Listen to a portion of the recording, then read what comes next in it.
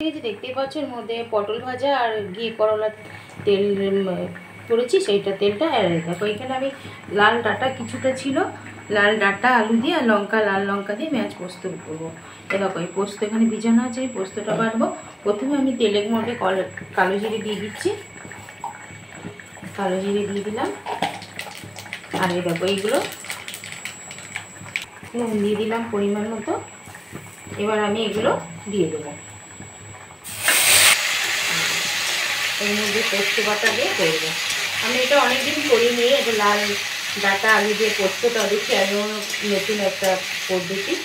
সবসময় তো আলু পোস্ত বন্ধুরা খাওয়া হয়, আজকে দেখি লাল ডাঁটা দিয়ে আর আলু দিয়ে দেখি কেমন হয় দেখছি। পোস্তটা আমি বেটে নেবো এবারে। তো হ্যালো বন্ধুরা, দেখি এটা ডাঁটা আলু পোস্তটা কেমন হয়েছে। এই দেখো ওয়াও। তো বন্ধুরা ফিঙ্গার আলু ডাঁটা কেমন পোস্ত করলাম এটা তোমরা অবশ্যই কমেন্টে জানিও। এটা একটা নতুন রান্না, ফিঙ্গার আলু ডাঁটা পোস্ত। এই দেখো আলুও দেখো কি সুন্দর সেদ্ধ হয়ে গেছে, এই দেখো। তো বাই বাই টাটা বন্ধুরা, এই রেসিপিটা তোমাদের কাছে কেমন লাগলো অবশ্যই কমেন্টে জানিও। আর যারা আমার চ্যানেলটা এখনো নতুন আছো তারা সাবস্ক্রাইব করে দিও। Bye bye tata.